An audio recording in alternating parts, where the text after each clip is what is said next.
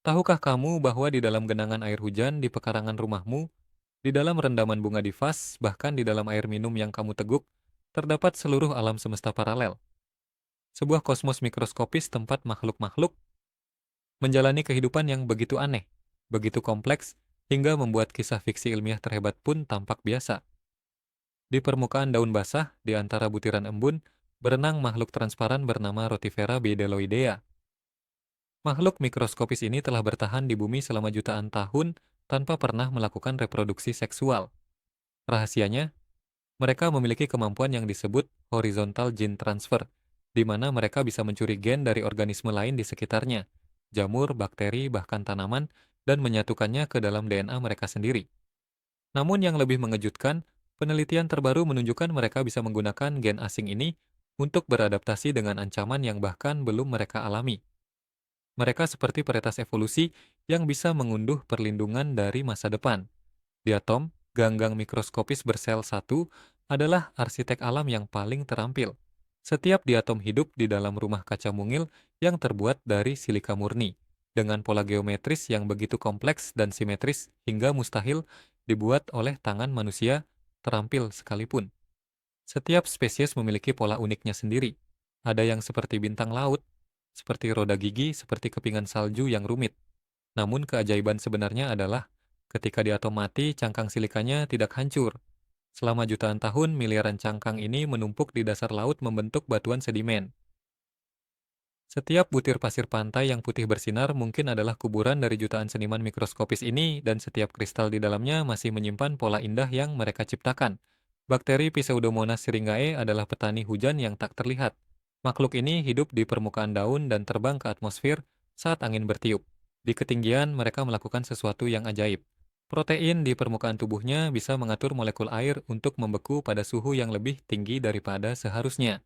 Setiap bakteri menjadi inti bagi kristal es kecil yang kemudian tumbuh menjadi salju atau hujan.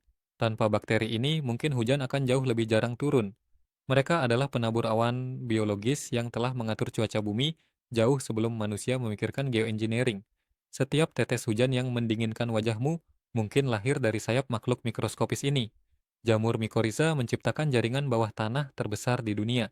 Jaringan yang disebut Wood Wide Web. Miselium jamur ini menghubungkan akar pepohonan dalam hutan, menciptakan internet organik, tempat tumbuhan saling berkomunikasi.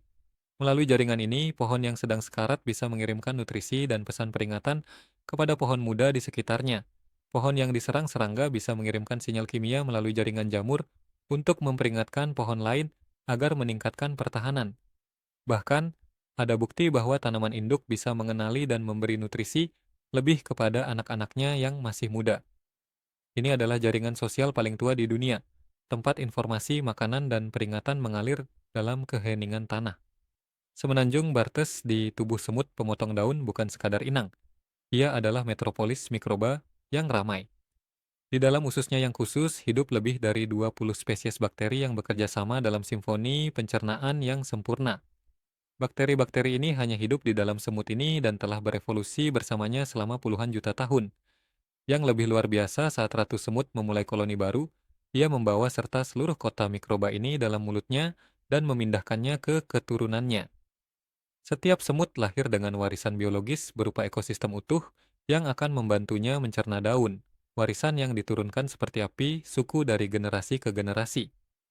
Di gua-gua Waitomo, Selandia Baru, langit-langit dipenuhi bintang yang berdenyut hidup. Ini adalah larva lalat Arachnochampa luminosa, makhluk yang menenun jaring sutra lengket, lalu menggantungkan diri sambil memancarkan cahaya biru hijau. Namun cahaya ini bukan sekadar umpan. Ia adalah perangkap cahaya paling efisien di alam. Larva ini bisa mengatur intensitas cahayanya sesuai dengan kelaparan. Semakin lapar, semakin terang. Sutra yang mereka tenun juga mengandung butiran air seperti mutiara yang berfungsi memperbesar cahaya, seperti serat optik alami.